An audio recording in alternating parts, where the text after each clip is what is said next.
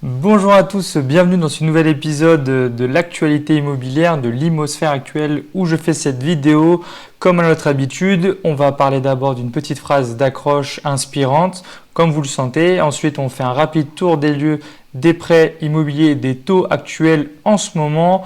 Petit article que j'ai sélectionné pour vous qui me paraît intéressant pour vous si vous êtes dans l'immobilier, soit locataire, soit propriétaire, que sais-je. En tout cas, je pense que l'article vous servira, quoi qu'il arrive, dans la culture G. Si vous suivez actuellement très souvent ces épisodes, vous allez voir qu'à chaque fois, ce sont des articles intéressants. Ensuite, on fait un petit tour de l'économie actuelle, Bitcoin, Ethereum et l'euro face au dollar. Le CAC 40, un petit point sur le CAC 40 pour savoir où il en est. Et après, on aura fini avec tout ça. Voilà, on commence. Alors, la petite phrase du jour. La méthode des intérêts composés est la force la plus puissante dans la finance pour devenir riche. Alors ça, c'est beaucoup, je l'en parle énormément. Qu'est-ce que c'est les intérêts composés? C'est tout simplement quand vous avez acquis des intérêts, par exemple votre livret A, je vous conseille de mettre autre part que votre livret A, mais par exemple avec votre livret A, vous mettez 5000 euros en un an, ça vous rapporte 25 euros. Ces 25 euros-là, vous les laissez de nouveau dans le livret A et c'est ces intérêts-là de nouveau vont être actualisés. Donc l'année prochaine, vous serez sur 0,5% par an sur 5025 et plus sur 5000 euros. Donc c'est ce qu'on appelle les intérêts composés. Donc je vous invite vraiment à trouver des business, des placements financiers comme l'immobilier où vous pouvez faire des intérêts composés. C'est vraiment l'un des critères que je conseille à tout le monde qui me demande des conseils, évidemment. Comment choisir un investissement? C'est un des critères fondamentaux, savoir si l'investissement peut faire des intérêts composés. Vous avez plein de calculettes sur Internet, j'ai déjà fait une vidéo dessus aussi, donc n'hésitez pas à aller dessus sans problème. Voilà, faisons un petit tour des crédits actuels. Alors sur Réassurez-moi, vous allez voir dans les prochaines vidéos, les anciennes vidéos ce que c'est. C'est un courtier en assurance de prêt immobilier. Aucun sponsor, aucune affiliation. Allez-y, c'est gratuit, ça vous fera gagner de l'argent.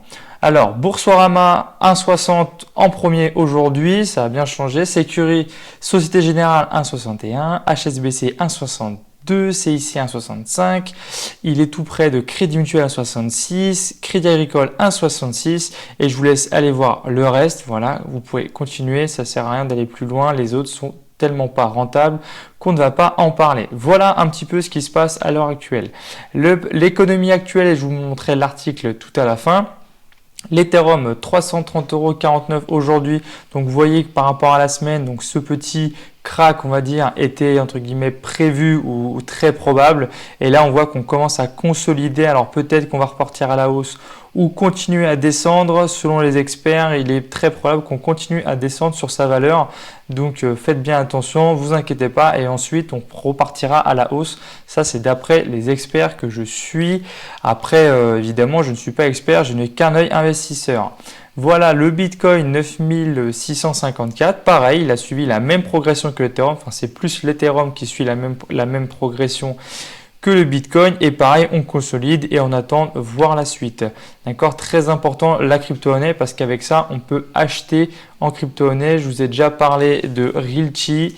N'hésitez pas à aller voir. C'est vraiment une société toute nouvelle qui permet d'acheter en crypto-monnaie ou avec vos euros directement des parts immobilières aux États-Unis avec très peu d'argent. Vous voyez là, celle-là, on peut acheter une part à 50,96 €.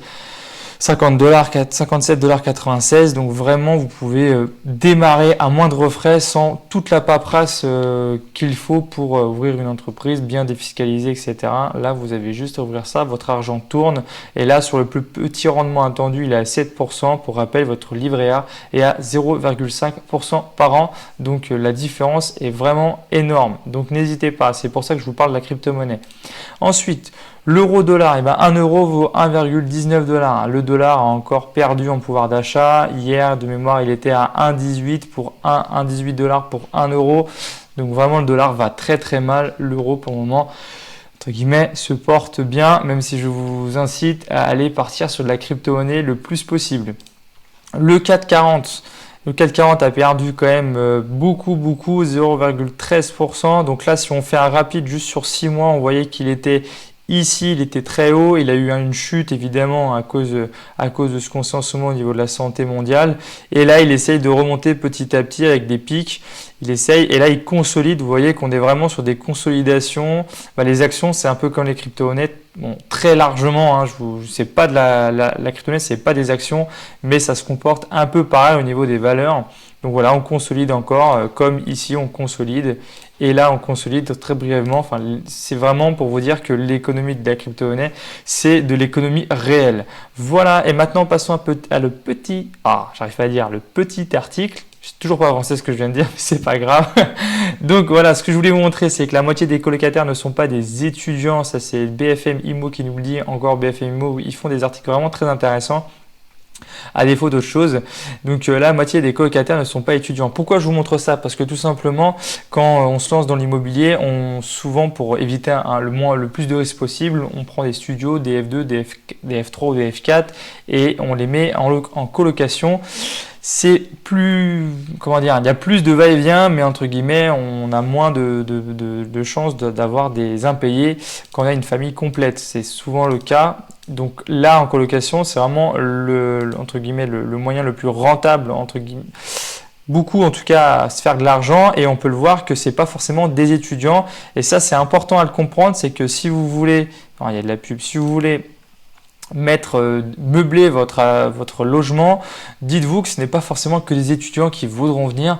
Donc faites en sorte de mettre à la fois des bureaux dans certaines chambres et d'autres fois des chambres classiques, d'accord, parce que la plupart ne sont pas forcément des étudiants, et ça c'est très important à le comprendre. Quand même, l'info importante, c'est que la moyenne d'âge est de 27 ans, d'accord, donc ça reste quand même des jeunes personnes. Et donc voilà, il faut quand même mettre les choses en conséquence au niveau des meubles si vous voulez meubler, évidemment, hein, d'accord. Et après, il y avait une autre info qui était de savoir à peu près la moyenne de la chambre, combien ça coûte. C'est à peu près 427 €. Ok. Donc voilà, vous avez ici l'article, je vous le mettrai évidemment en lien dans cette vidéo. Donc voilà le petit article qui est très important quand on veut meubler son appartement.